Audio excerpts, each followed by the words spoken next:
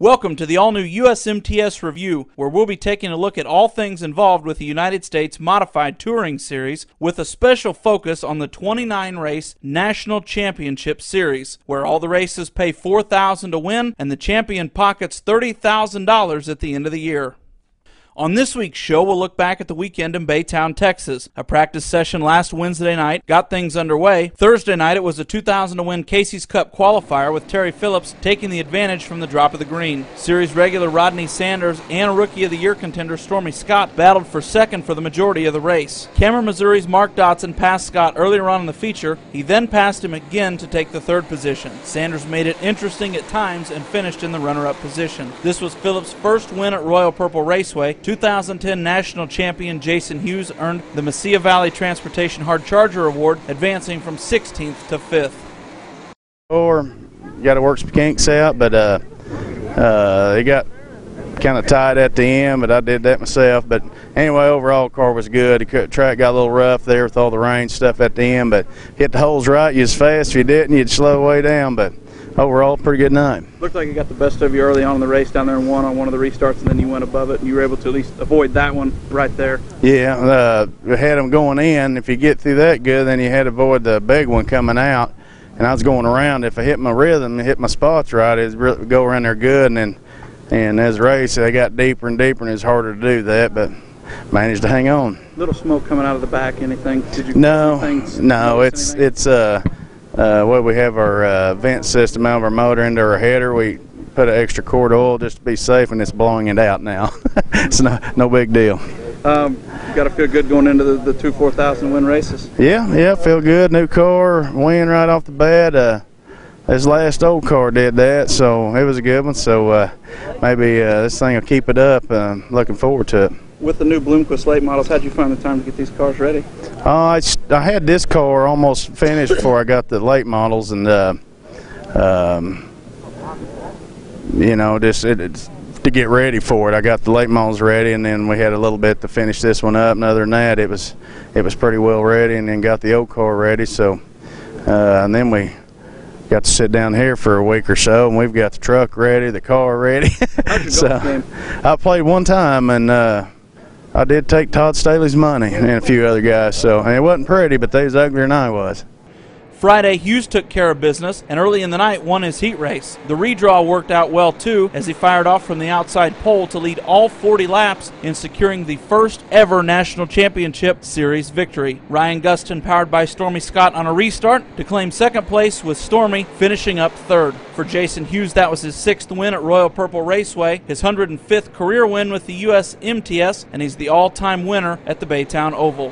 Got lucky, drove the front roll outside there and kind of cruised around and saved our equipment there, and I'd seen Stormy show his nose a time or two there, and I'd gas it up and go on a little bit and then kind of cruise it, just saving the tires because it was starting to rubber up in spots, and didn't want to abuse the equipment and get past it the last lap.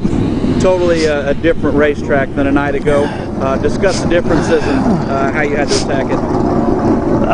Last night, 35 laps, I couldn't hardly breathe when we got done. Tonight we had a lot smoother racetrack. They've worked on the track. I figure they'll work on it some more and it'll be better tomorrow, and like it was at the end of the year last year. And what's going to be your strategy going into these races this year? Are you going to push harder in these 4,000s? There's a lot of these companion weekends, 2s and 4s. What's your mindset in the 2s on the weekends that you have the 4s? That 2,000 win race is a test session a lot of times. We tried a lot of stuff last night and found a few things that worked, and come in tonight and went a little farther with them, and thought we had a pretty good race car in the heat race and the feature both. And in the past, you've not followed this deal all the way through. You run a region, you know, run several of those races, but it seems like kind of when it gets hot outside, you go do some other stuff, and you're always back for the hunt. What's your strategy this year, and do you plan on following all the races this year? We'll make all the championship races, and then going to do all the hunt races. We're going to skip out on some of the Casey's Cup qualifier deals. We're going to go run them, get us in the hunt, and you know, midsummer, whenever it's so hot, and not go to the lake with the family again. What are your plans to attack this thing tomorrow night? Same thing we've been doing, just go up there and get our car prepared, and hopefully no failures, and come out and do our best. The temperature was much cooler on Saturday for the final night of action. Jeremy Payne, in his first weekend out with his own team, had 2 nights of bad luck, and things looked to be on the mend Saturday as he went from 11th to 3rd in his heat race and drew the pole for the 50-lap feature. Payne led the first 7 laps before his steering box broke, spinning his car out in turn 4. Johnny Scott took over the point and withstood charges from Terry Phillips, Kelly Shryock, and Ryan Gustin. Phillips began working the top side of the speedway, which slowly went away. Shryock got together with Shane Eibach, and Gustin came up just short as Johnny Scott masterfully worked the bottom of the racetrack in each of the turns to score his first USMTS triumph of 2012. Oh man, it was a crazy race there at the beginning. Payne kind of got me on the bottom, and I just tucked in behind him, and then all of a sudden I just see him spin, and then we had a caution, and I took the lead, and I figured if I could just keep it on the bottom, I might be able to pull this thing off, and I just tried to hit my line every time around the bottom, and all the cautions got a little scary there at the end, but I ended up hanging on, and we got our first win of the year. Your line looked pretty narrow right on the bottom. Was it pretty hairy to hit it every time? It was a really narrow line down on the bottom. There at the end, I got a little Chevy right in the center, which is kind of messing my whole corner entry up, but I did the best I could, and we came out with a win tonight. Did you know Gustin was behind you the last part of the race there, and he was really digging?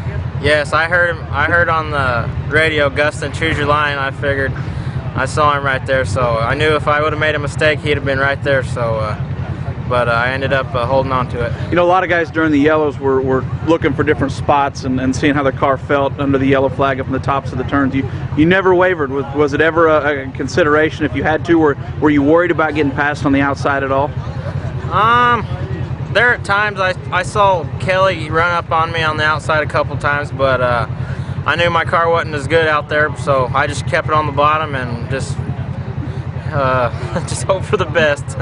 Saturday afternoon before the racing started, we talked with Ryan Gustin, the reigning national champion. The season's young so far. Sum up your performance to this point. Oh, not bad. It's been kind of trying some stuff here, you know. I don't know, we've been pretty good. I think we got her pretty close. Try a couple more things tonight in hot laps, and hopefully go out and get us a win. I'd say your expectation coming off the success from last year is obviously a championship. You guys have your eyes set on the national championship and the Casey's Cup? Well, both of them would be great, but 30,000 would be better than the 20. Looking back on your time with Gressel Racing to where you're at right now, are you ever surprised at how far you've come or how much success you had right off the bat? Oh, yeah, for sure. I never would have dreamed that the second night out, and, you know, a completely different car to what we've ever raced before, I would have won. But, yeah, it's, you know, I never would have thought we'd have this much success. You know, expected a little bit, but not, you know, this has been great. And looking back a little bit more, what means the most to you? The championship, all the race wins, or was it maybe even a little bit further back and when you really came on the scene by storm and won in your own equipment and, you know, had the opportunity to land you this ride? What to you is the most important so far in your racing career, your most important accomplishment? Probably winning the national championship, I guess. You know, there ain't a whole lot of names on that list, and if you can put your name on that list, you're a pretty decent race car driver. Can you think back to any time that you've ever struggled in your career? You ever feel like you're out in left field? You know, a lot of guys say that they get adjust on their cars so much they get out to lunch, and it's hard to get back. From the time that Stick and I have covered you and seen you race, you've never really been there. Has there ever been a time you felt that way? No, we've been pretty fortunate, not yet, but I'm only 21 years old. You know, you look at a lot of guys like Shryock and stuff, you know, 45 or whatever, you know, 45, 42, whatever he is, but, you know, he kind of got out in left field there for a while. You know, he come off a season where he won like 40-some races and then didn't have much luck after that, but he's getting to turn back around now. Do you feel pressure to perform in this ride? No, there ain't no pressure. You know, Ed, he's always easy on us. No pressure. It's just, you know, kind of put pressure on yourself because you got the best stuff. There's really no excuses. Your family's name in racing, grassroots racing especially, is legendary. What do they think about all your success? I know you've had brothers and other people have had a lot of success in their own right, but for you to be in this high-profile ride, what do they have to say? I don't know. He's one of my brothers here. You can ask him, I guess. No, we're all happy for each other, you know, when we go out and win and stuff and have success. So. I know you got Joe Bob, a full-time crew chief on the car, and Ed's assembled a pretty much a dream team around there. What's your actual involvement on the physical cars themselves? I more or less just do the tires and stuff and just basically put my input on and what I think the car needs. So. Is this fun or is it a job? A little bit of both. A little bit of both. And final question for you. Are you surprised with the notoriety that you've received? Obviously, Dirt Nights had to help a lot, and people just don't come into this series and win right off the bat, and that's really what you've done. Are you surprised when you travel all around the country, the fans you've made and the apparel and everything about the notoriety you've been given? Yeah, it's awesome to be able to, put, like I said, put your name on that list of accomplishments, and I think we're like the third winningest driver on this deal. So it's it's a cool deal. All them guys, anybody that has won a USMTS race deserves it, and they're good race car drivers. All right, that's Ryan Gustin, and he'll be looking to win his second USMTS National Championship this season. Gustin leads the standings by 3 over Jason Hughes. Johnny Scott sits third, with Jono Whittington 1 marker behind in 4th place. Stephen Whitaker Jr. rounds out the top 5 after the first weekend of National Championship racing. It's an off weekend before returning to Texas, and dates at Heart of Texas and Cowtown Speedways on March 9th and 10th. Don't forget about the 2nd Annual King of America Modified Nationals coming up at Humboldt Speedway in Humboldt, Kansas at the end of March. For Austin Stickboy Kruger, this is Trenton Berry with RacinDirt.com.